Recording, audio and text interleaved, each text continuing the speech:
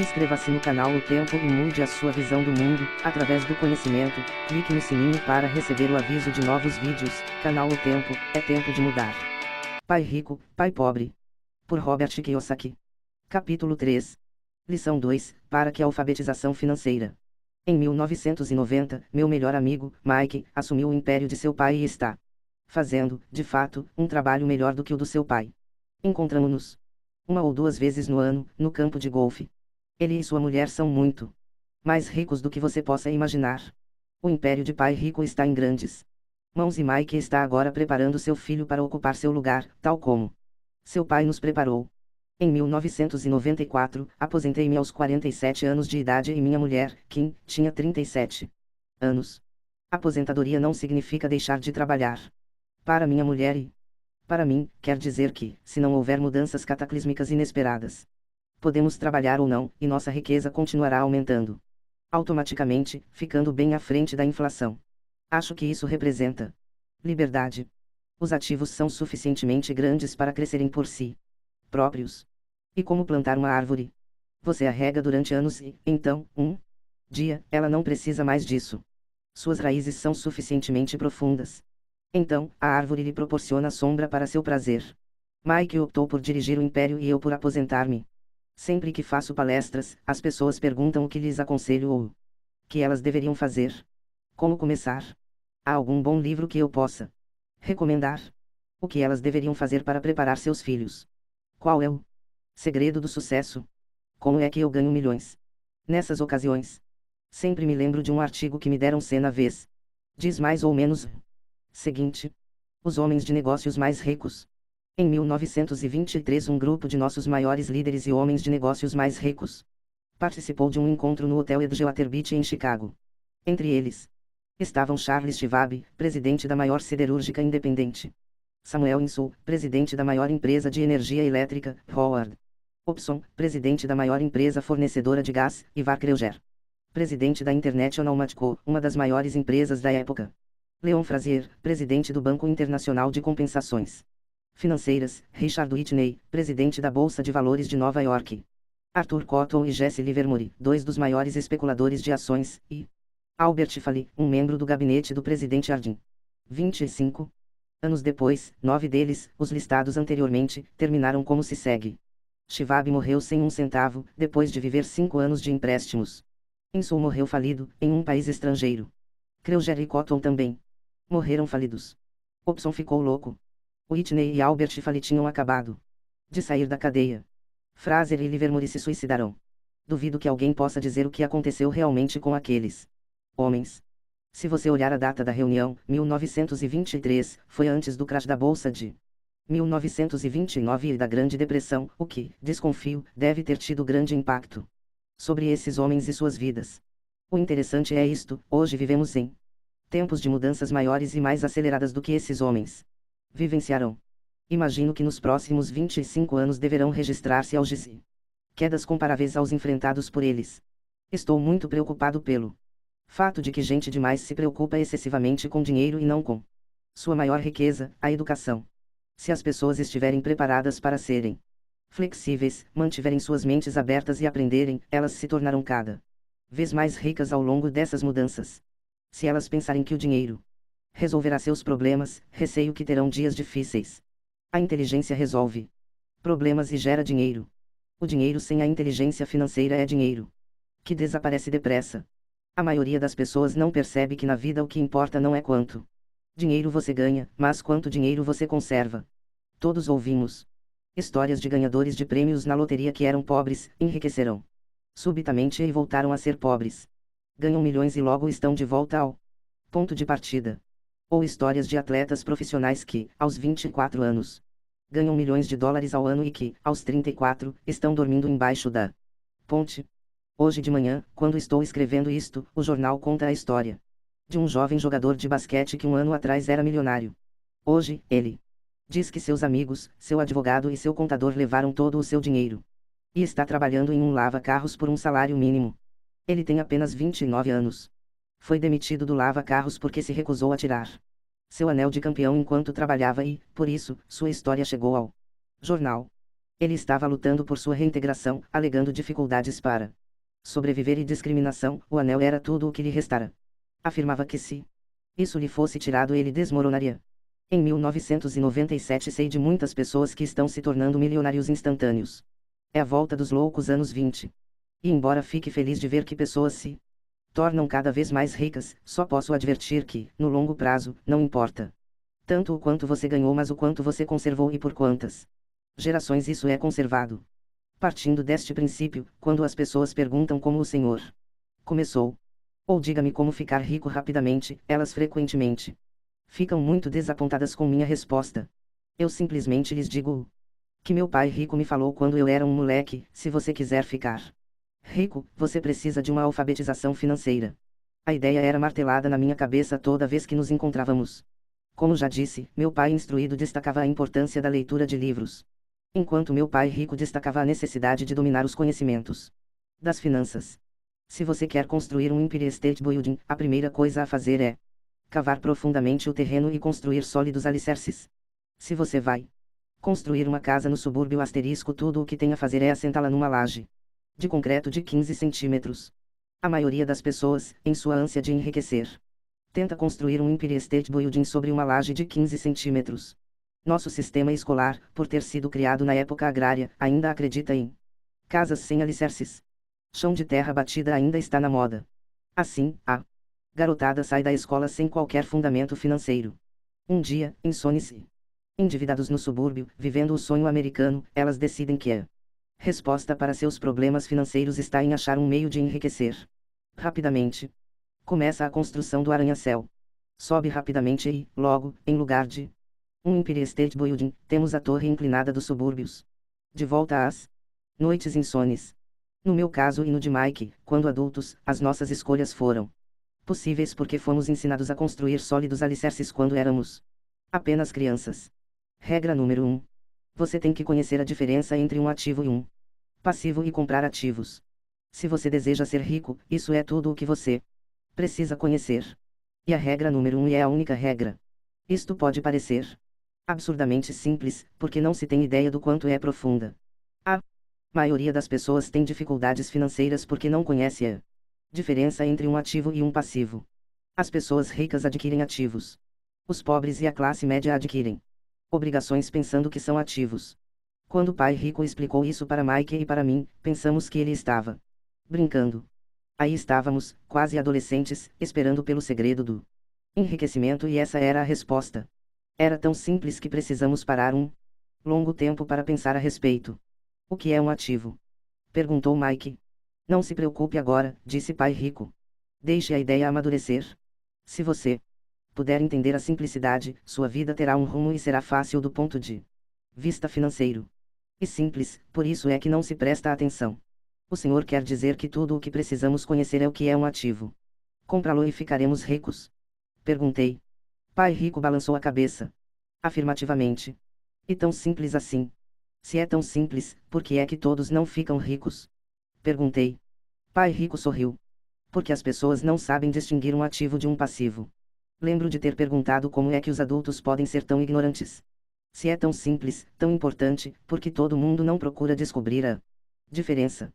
Pai rico levou apenas alguns minutos para explicar o que eram ativos e passivos.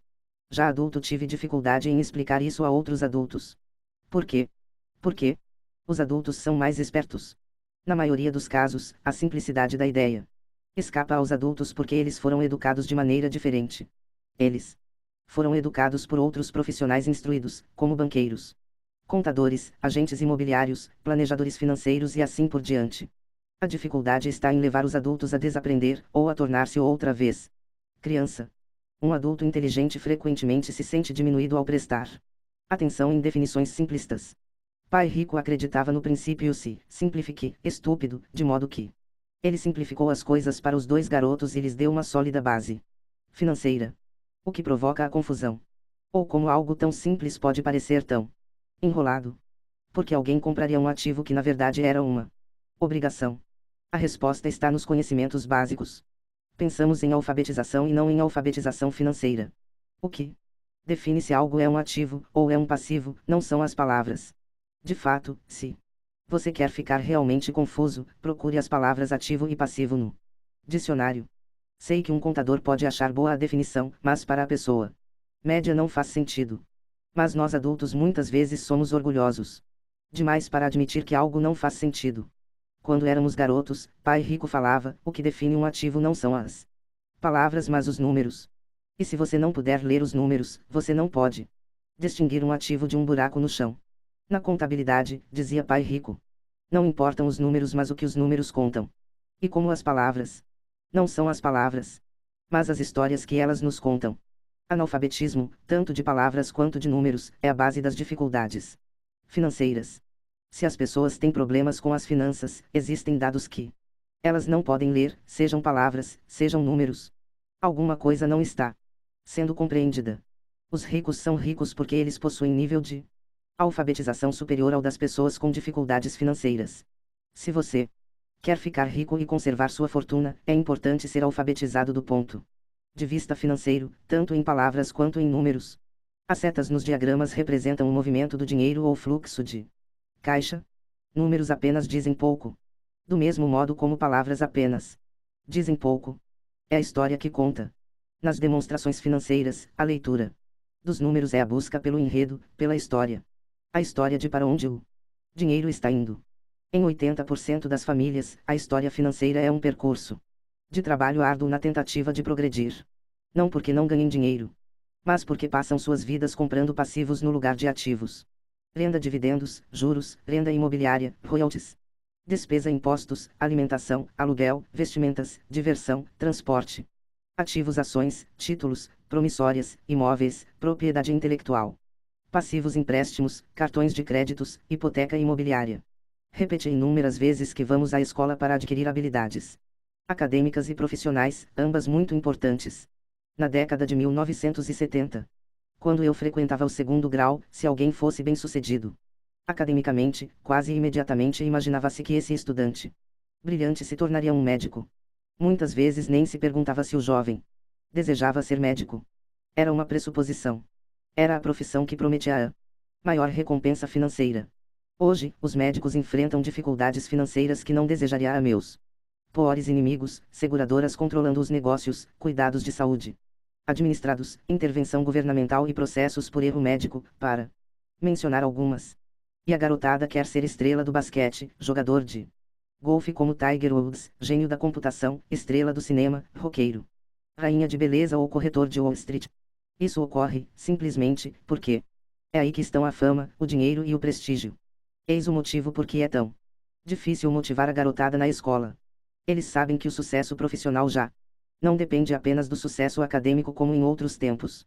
Como os estudantes deixam a escola sem habilidades financeiras, milhões de pessoas instruídas obtêm sucesso em suas profissões mas depois se deparam com dificuldades financeiras. Trabalham muito, mas não progridem. O que falta em sua educação não é saber como ganhar dinheiro, mas como gastá-lo.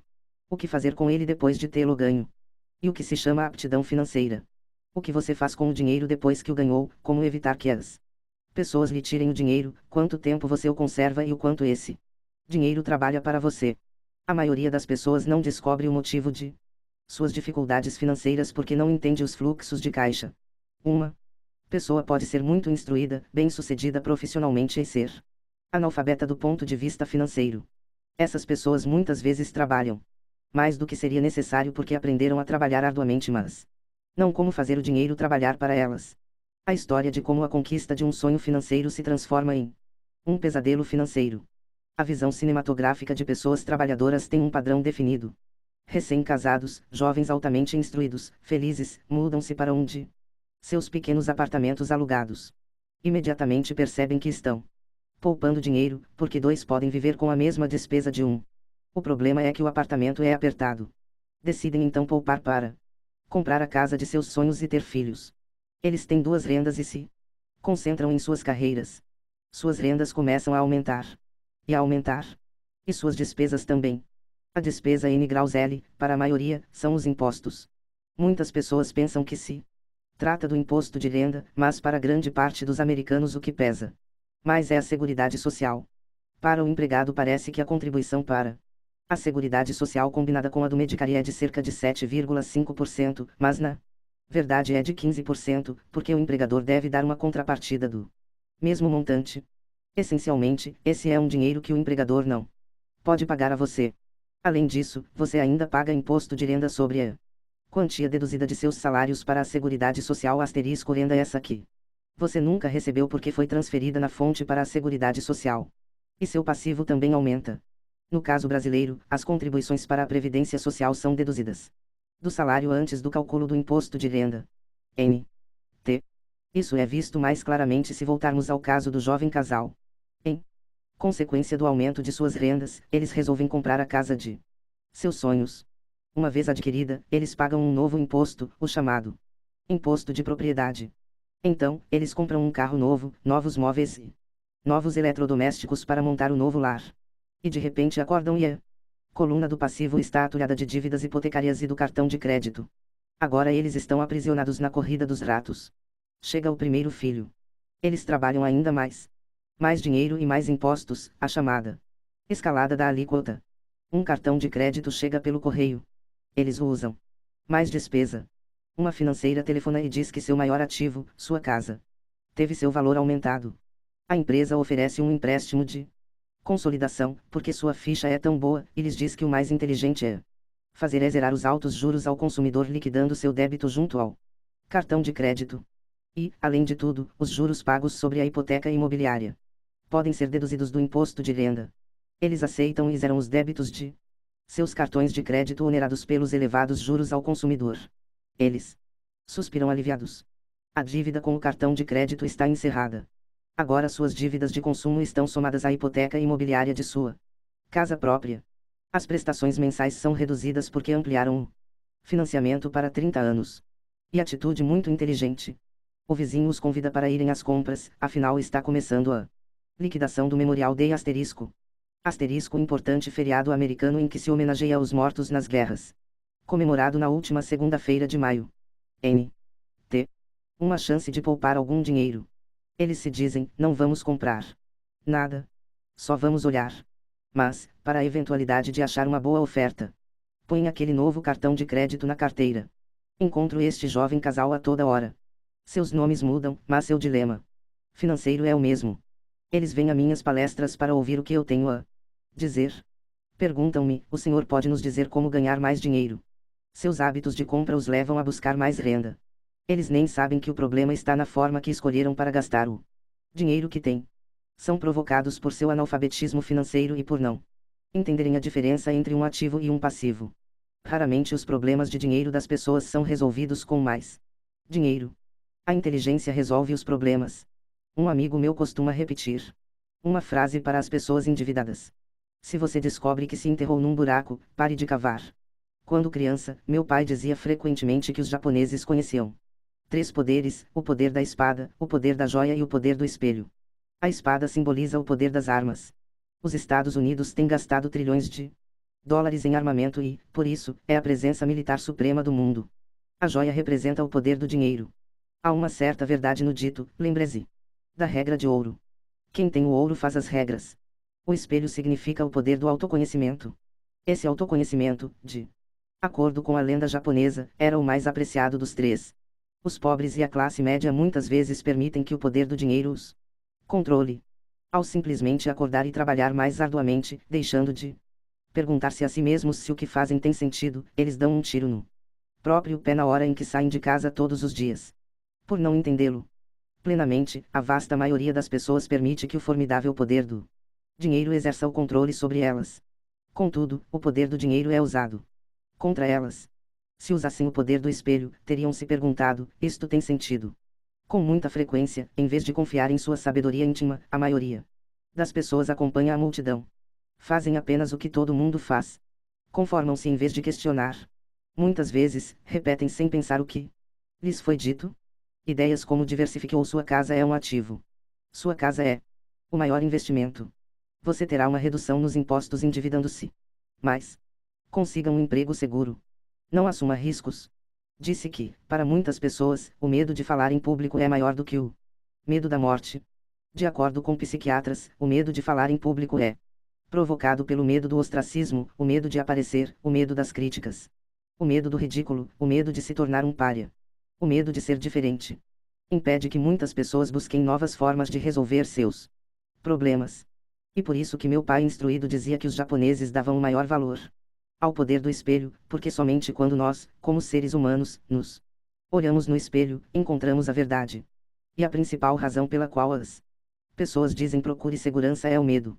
Isso vale para tudo: esporte, relacionamentos, carreira ou dinheiro. E esse mesmo medo, o medo do ostracismo, que leva as pessoas a se conformarem e a não questionarem opiniões aceitas ou tendências generalizadas. Sua casa é um ativo. Faça um empréstimo consolidando suas dívidas e livre-se delas. Trabalhe com mais afinco. E uma promoção. Algum dia chego a vice-presidente. Poupe. Quando tiver um aumento. Vou comprar uma casa maior. Fundos mútuos são seguros. Bonecas Ticli. Miel não estão em falta, mas ainda tenho uma reservada para um cliente que não apareceu. Muitos dos grandes problemas financeiros são causados pelo desejo de se acompanhar a maioria e não querer ficar atrás do vizinho. Ocasionalmente, todos nós precisamos nos olhar no espelho e seguir nossa sabedoria interior e não nossos medos. Quando Mike e eu estávamos com uns 16 anos, começamos a ter problemas na escola. Não éramos maus garotos. Apenas começamos a nos distanciar da maioria. Trabalhávamos para o pai do Mike depois das aulas e nos fins de semana. Muitas vezes, Mike e eu passávamos horas depois do trabalho sentados junto do seu pai enquanto este se reunia com diretores de banco, advogados, contadores, corretores, investidores, gerentes e empregados. Ele era um homem que deixara a escola aos 13 anos, e agora dirigia, instruía, comandava e questionava pessoas com alto nível de escolaridade. Elas acorriam a seu chamado e se preocupavam quando ele não as aprovava. Esse era um homem que não tinha acompanhado a multidão, um homem que pensava por si próprio e detestava as palavras temos que fazer assim, porque todos fazem assim. Ele também odiava ouvir não é possível. Se você quisesse levá-lo a fazer alguma coisa bastava dizer acho que o senhor não consegue isso. Mike e eu aprendemos mais assistindo a essas reuniões do que em anos de escola, incluindo a faculdade. O pai de Mike não tinha uma instrução formal, mas tinha conhecimentos financeiros e, em consequência, era bem-sucedido. Ele costumava repetir para nós, uma pessoa inteligente contrata pessoas mais inteligentes do que ela mesma. Portanto, Mike e eu tínhamos o privilégio de passar horas ouvindo e, no processo, aprendendo com pessoas inteligentes. De vez em quando, Mike e eu perguntávamos a nossos professores como se aplicava na prática o que estávamos estudando, ou por que não estudávamos dinheiro e como ele funcionava. Esta última pergunta era muitas vezes respondida com a afirmação de que o dinheiro não era importante, que se nós tivéssemos uma educação excelente, o dinheiro viria atrás. Quanto mais sabíamos sobre o poder do dinheiro, mais nos distanciávamos de nossos mestres e colegas. Meu pai instruído nunca me pressionava em relação às notas. Muitas vezes me perguntei por quê. Ele, porém, começou a discutir sobre dinheiro. Com 16 anos, já tinha provavelmente uma base de conhecimentos sobre dinheiro melhor do que minha mãe e meu pai. Eu sabia escriturar livros contábeis, ouvia especialistas em tributação, advogados especializados em questões empresariais, gerentes de banco, corretores imobiliários e investidores. Meu pai falava com professores. Certo dia meu pai falou que nossa casa era seu maior investimento. Uma discussão um tanto desagradável teve início quando eu lhe mostrei por que não achava que uma casa fosse um bom investimento. O diagrama a seguir ilustra a diferença na percepção de meu pai rico e de meu pai pobre no que se referia a casas. Um pensava que sua casa era um ativo, o outro que era um passivo. Lembro que tracei o diagrama a seguir para mostrar a meu pai a direção dos fluxos de caixa. Também lhe mostrei as despesas que acompanhavam a posse de uma casa. Uma casa maior representa despesas maiores e o fluxo de caixa sai pela coluna das despesas. Em suma, o resultado final de optar por possuir um imóvel residencial caro demais, em lugar de começar a formar um portfólio de ativos mais cedo, prejudica o indivíduo de 3 formas. 1. Perda de tempo, porque outros ativos poderiam ter registrado aumento em seu valor. 2. Perda de capital adicional, que poderia ter sido investido em vez de se ter pago as altas despesas de manutenção relacionadas diretamente ao imóvel residencial. 3. Perdas na instrução. Com muita frequência, os casais consideram seu imóvel residencial, as poupanças e o plano de aposentadoria como o total de sua coluna de ativos. Como não tem dinheiro para investir, eles simplesmente não investem. Isso lhes custa a experiência do investimento. Quase nunca Conseguem tornar-se o que o mundo dos investimentos denomina um investidor sofisticado. E os melhores investimentos são em geral oferecidos aos investidores sofisticados que, por sua vez, vendem-nos às pessoas que buscam a segurança. A demonstração financeira de meu pai instruído é a melhor demonstração da vida de alguém que está na corrida dos ratos. Suas despesas sempre acompanharam sua renda, de modo que nunca investiu em ativos. Em consequência, seus passivos, como a hipoteca imobiliária e as dívidas do cartão de crédito, eram maiores que seus ativos. A figura a seguir fala mais do que 1000 palavras. Demonstração financeira de pai pobre. A demonstração financeira pessoal de pai rico, por outro lado, reflete os resultados de uma vida dedicada ao investimento e à minimização do passivo. Demonstração financeira de pai rico. Uma revisão da demonstração financeira de meu pai rico mostra por que os ricos ficam mais ricos. A coluna dos ativos gera renda mais do que suficiente para cobrir as despesas, com o saldo reinvestido na coluna dos ativos. A coluna dos ativos continua crescendo e, portanto, a renda gerada continua crescendo com eles. O resultado é, os ricos ficam mais ricos. Porque os ricos ficam mais ricos. A classe média se encontra em um estado de constantes dificuldades financeiras. Sua renda principal é gerada por salários e quando seus salários aumentam, os impostos também aumentam. Suas despesas tendem a crescer no mesmo montante de seus salários, daí a expressão corrida dos ratos. Eles consideram seu imóvel residencial como seu principal ativo, em lugar de investir em ativos geradores de renda. Porque a classe média tem dificuldades financeiras. O padrão de se considerar o imóvel residencial como investimento e a filosofia de que um aumento de salário significa que você pode comprar uma casa maior ou gastar mais é a base do atual endividamento da sociedade. Este processo de despesa crescente faz com que as famílias se endividem mais e tenham mais incerteza financeira, mesmo quando progridem no emprego e recebem aumentos salariais regulares. Esta é uma vida muito arriscada, decorrente da precária instrução financeira. A maciça perda de empregos da década de 1990, o downsizing das empresas, trouxe à luz a instabilidade financeira da classe média. De repente, os planos de pensão das empresas estavam sendo substituídos por planos 401k.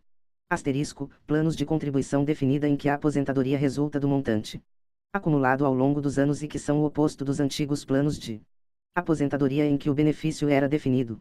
N.T. A Seguridade Social está obviamente com problemas e não pode ser considerada como uma alternativa de aposentadoria. O pânico se instalou na classe média. O bom, nestes dias, é que muitas dessas pessoas reconheceram esses problemas e começaram a aplicar em fundos mútuos. Este aumento nos investimentos é responsável em boa medida pela acentuada alta do mercado de ações. Hoje, mais e mais fundos mútuos estão sendo criados em resposta à demanda da classe média. Os fundos mútuos são populares porque representam segurança.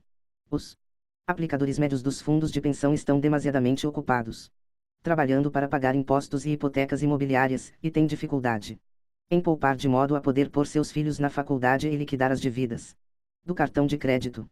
Não têm tempo de aprender a investir, de modo que confiam na experiência do administrador do fundo mútuo. Como o fundo mútuo também inclui muitos tipos diferentes de investimento, tem-se uma sensação de segurança porque o fundo é diversificado. Este grupo da classe média instruída aceita o dogma da diversificação, defendido por corretores de fundos mútuos e consultores financeiros. Procure a segurança. Evite o risco. A verdadeira tragédia, contudo, é a falta de instrução financeira precoce, responsável pelo risco enfrentado pela pessoa comum da classe média. A razão é que precisam procurar a segurança porque sua situação financeira é, na melhor das hipóteses, precária. Seus balanços não fecham. Estão atulhados de passivos, sem verdadeiros ativos para gerar renda. Em geral, sua única fonte de renda é o contra-cheque.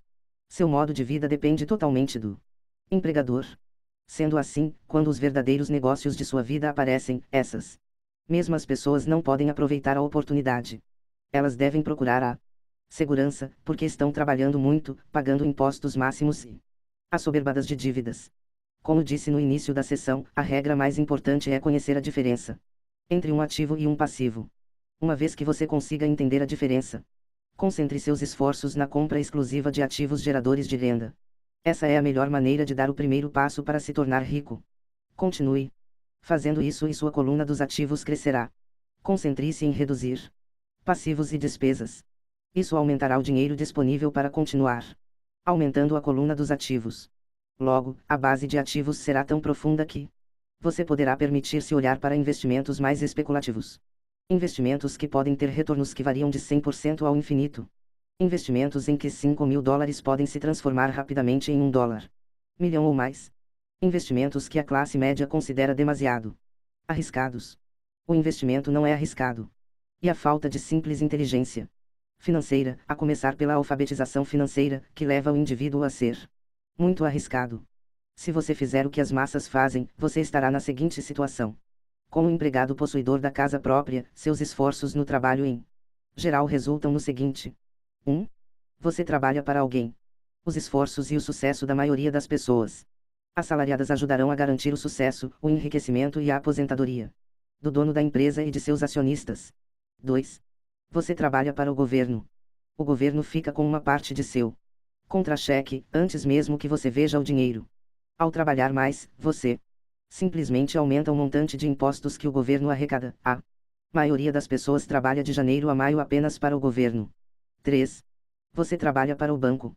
Depois dos impostos, sua maior despesa é, em geral, a hipoteca imobiliária e a conta do cartão de crédito. O problema decorrente de simplesmente trabalhar mais é que cada uma dessas 3 parcelas leva consigo uma parte maior de seu esforço. Você precisa aprender a fazer com que seus maiores esforços beneficiem diretamente você e sua família.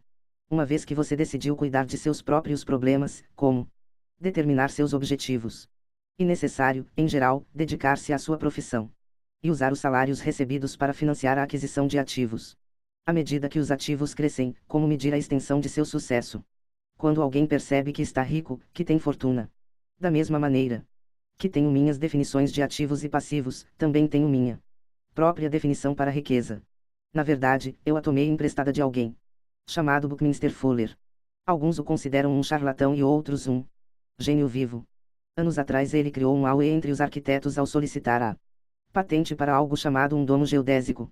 Mas, ao fazer isso, ele também falou algo sobre a riqueza. Parecia à primeira vista muito confuso. Mas depois de relê-lo algumas vezes começou a fazer sentido. A riqueza é a capacidade de uma pessoa sobreviver tantos dias a mais, ou se eu parar de trabalhar hoje, por quanto tempo poderei sobreviver?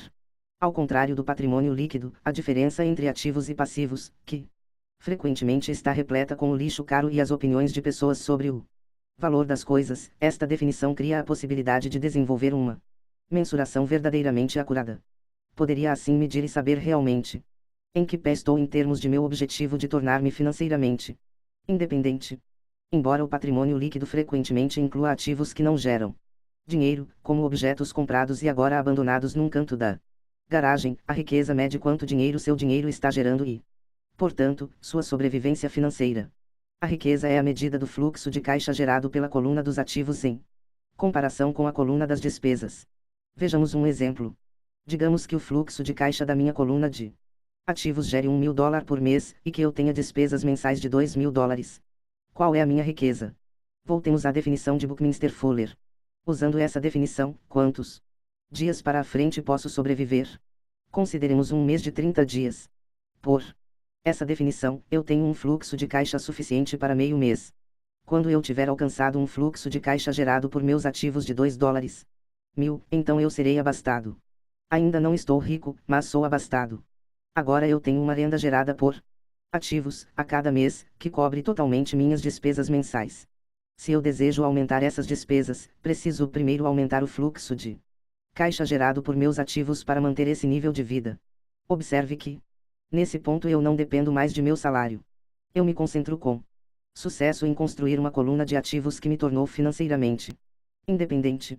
Se eu largar meu emprego hoje, eu poderei cobrir minhas despesas mensais com o fluxo de caixa gerado por meus ativos. Meu próximo objetivo poderia ser empregar o excedente de meu fluxo de caixa no reinvestimento, em mais ativos. Quanto mais dinheiro for destinado para a coluna dos ativos, mais esta crescerá. Quanto mais meus ativos crescerem, mais aumentará meu fluxo de caixa. E enquanto eu mantiver minhas despesas menores do que o fluxo de caixa gerado por esses ativos, eu me tornarei mais rico, com mais e mais fontes de renda além de meu trabalho físico. Enquanto este processo de reinvestimento continuar, estarei no caminho do enriquecimento. A verdadeira definição de riqueza depende de quem a define. Você nunca poderá ser rico demais. Lembre desta observação simples. Os ricos compram ativos. Os pobres só têm despesas. A classe média compra passivos pensando que são ativos. E como eu cuido dos meus negócios? Qual é a resposta? Ouça o fundador do McDonald's.